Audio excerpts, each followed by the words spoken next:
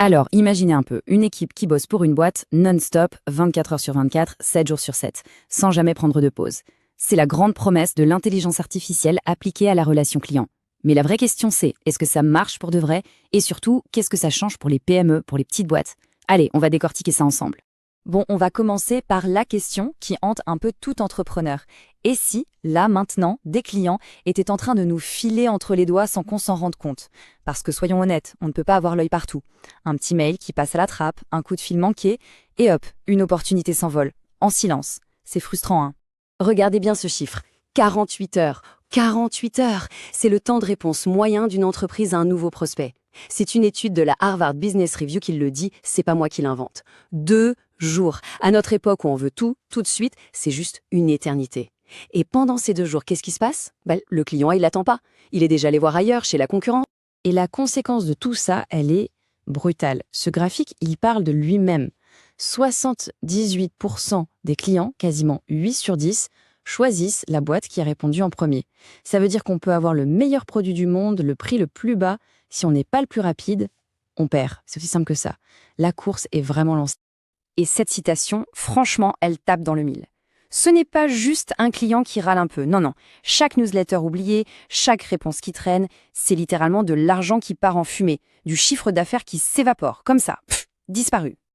Alors, face à ce problème, qu'est-ce qu'on fait? Une nouvelle solution commence à faire parler d'elle. Et attention, l'idée, ce n'est pas de rajouter un énième logiciel compliqué à gérer. Non, c'est de mettre en place une vraie équipe, mais une équipe virtuelle. Une équipe d'IA, en fait, qui est là pour prendre le relais quand les humains, ils dorment ou sont occupés. Le but, zéro opportunité manquée. Et c'est là qu'une plateforme comme Pulsaria entre en jeu. Ce qui est intéressant, c'est qu'il ne se voit pas comme un simple CRM ou un outil de plus. Non, il se présente vraiment comme une équipe d'agents IA à votre service. Leur super pouvoir, ils ne dorment jamais. Ils sont là, prêts à discuter avec un client potentiel à 3 heures du matin un dimanche, s'il le faut. Ok, concrètement, elle fait quoi cette équipe IA? Eh bien, elle s'occupe d'un peu tout, en fait. De la prospection, donc trouver de nouveaux clients, à la prise de rendez-vous. Elle répond aux questions de base, elle gère les avis Google, et elle va même jusqu'à relancer les anciens clients qu'on avait un peu oubliés dans un coin. Au final, la promesse, c'est de faire gagner jusqu'à 20 heures de travail par semaine. C'est énorme. Bon d'accord, ça a l'air bien sur le papier. Mais en pratique, comment ça se passe? Comment cette fameuse équipe virtuelle s'intègre dans le travail de tous les jours? Allez, on regarde le processus. Apparemment, la mise en route se veut super simple. 5 étapes, c'est tout. D'abord, on se connecte à son espace. Ensuite, on gère ses contacts, par exemple via des formulaires sur son site. Puis, on lance des campagnes d'email, on configure l'assistant pour qu'il gère les appels. Et enfin, on définit qui a le droit de faire quoi dans l'équipe. Le but, c'est clair, pas de prise de tête technique. On est censé être opérationnel très très vite. Pour que ce soit un peu plus parlant, prenons des cas concrets. Imaginez une agence immobilière. Quelqu'un cherche un appart à 23 heures. Il tombe sur le site de l'agence. L'IA est là, elle lui répond, elle lui pose les bonnes questions pour comprendre ce qu'il cherche et elle peut même lui caler un rendez-vous pour une visite. Résultat, l'agent immobilier arrive le lendemain matin, il ouvre son agenda et hop, il a déjà des rendez-vous planifiés avec des fiches super détaillées sur les acheteurs. Pas mal, non? Autre exemple? Un site de e-commerce. Là, l'IA se transforme en super vendeur. Elle regarde ce qu'un client a déjà acheté et hop, elle lui propose des promos ou des produits qui pourraient vraiment l'intéresser. C'est hyper personnalisé. Et une fois le colis livré, c'est pas fini. L'IA envoie un petit message pour demander de laisser un avis Google. C'est tout bête, mais ça booste la réputation en ligne de manière automatique. Allez, un dernier cas, un artisan. On sait à quel point c'est compliqué de répondre au téléphone quand on est en plein chantier. Eh bien là, c'est fini. Le système gère le planning tout seul, en temps réel, même si un client veut décaler son rendez-vous. Et pour la fidélisation, c'est top aussi. L'IA peut envoyer automatiquement une petite offre spéciale aux clients les plus fidèles. Ça fait toujours plaisir.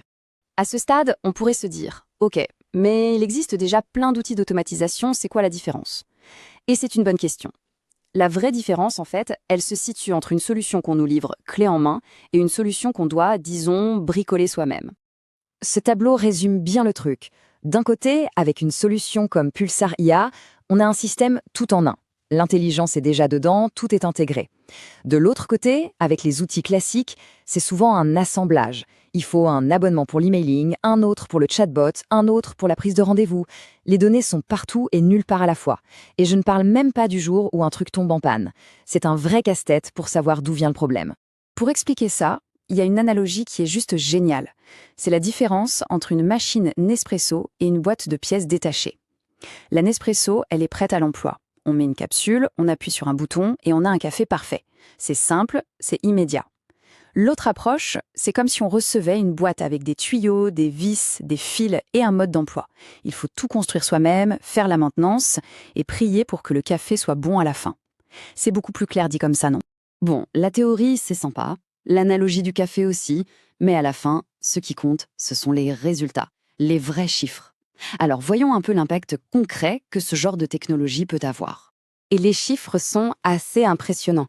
Premier impact, plus 45% de conversion de prospects en clients. C'est énorme.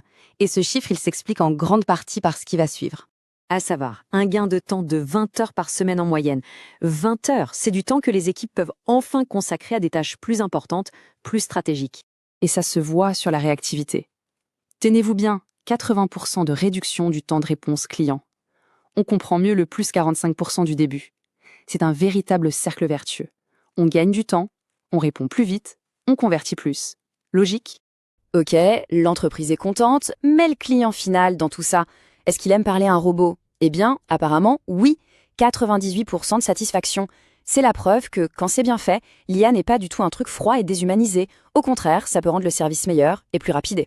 Et ce témoignage d'une directrice marketing, Marie, résume tout ça à la perfection. Elle dit que son équipe peut enfin se concentrer sur la stratégie, sur la réflexion, sur la conversion des clients, sur tout ce qui demande un cerveau humain en fait. L'idée n'est donc pas de remplacer les gens, mais de les augmenter, de leur libérer du temps pour qu'ils fassent ce qu'ils font le mieux, créer de vraies relations.